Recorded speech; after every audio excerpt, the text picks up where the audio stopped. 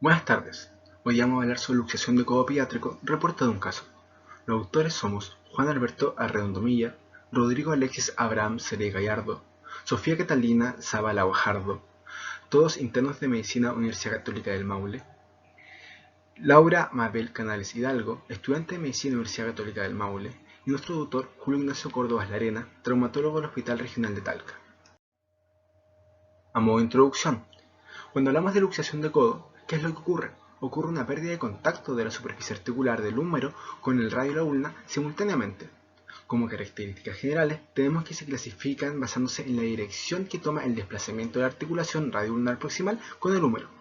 No existe en la literatura un consenso sobre cómo manejar este tipo de lesiones, y la finalidad del tratamiento es restaurar la congruencia articular, lograr estabilidad y minimizar los riesgos de posibles lesiones neurovasculares. Hablando un poco sobre la epidemiología de la luxación de codo, su incidencia es del 3 al 6% de todas las lesiones de la articulación del codo, y siendo las luxaciones posteriores el 95% de los casos. El pico de incidencia es entre los 13 y los 16 años, y aproximadamente un 64% de los niños tiene asociado un trazo de fractura con una avulsión. Ahora, sobre la clínica de la luxación de codo, por lo general son consecuencia de una caída sobre la mano con el codo en extensión. Al examen físico podemos encontrar dolor, impotencia funcional y una deformidad evidente. Se debe siempre descartar fracturas asociadas y posibles lesiones vasculares, todo esto con un buen examen físico. Los niños tienen varios núcleos de crecimiento y es muy importante reconocerlos y saber la edad promedio de aparición, ya que estos dificultan el examen radiográfico, de forma que podrían confundirse con posibles rasgos de fractura.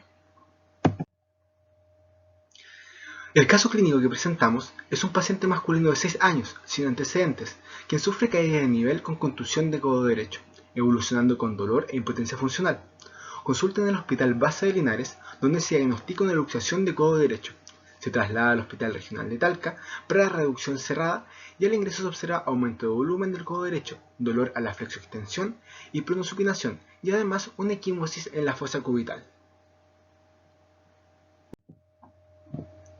Se realiza la reducción bajo sedación con ketamina, siendo satisfactoria al primer intento. Se realiza TAC de control, donde se observa la articulación reducida, sin lesiones óseas, por lo cual se da alta con indicaciones y se cita a control en policlínico de traumatología. La madre además autoriza la presentación del caso clínico. A modo de discusión, la luxación de codo traumática en niños es poco frecuente y poco sospechada por el personal de salud al momento de la atención. Esto es debido a que el componente capsular y ligamentoso ejerce una mayor resistencia a los traumatismos que el componente óseo de articulación, por lo cual es rara las lesiones aisladas sin un componente óseo. Principalmente en estos casos los niños se va a producir una fractura antes que una luxación. Hasta en un 24% de los casos estas lesiones pueden pasar inadvertidas, incluso con el uso de la radiografía, de forma que se retrasa el diagnóstico y la reducción de la articulación. En el momento del diagnóstico se debe siempre priorizar la reducción cerrada del codo por un personal que esté capacitado.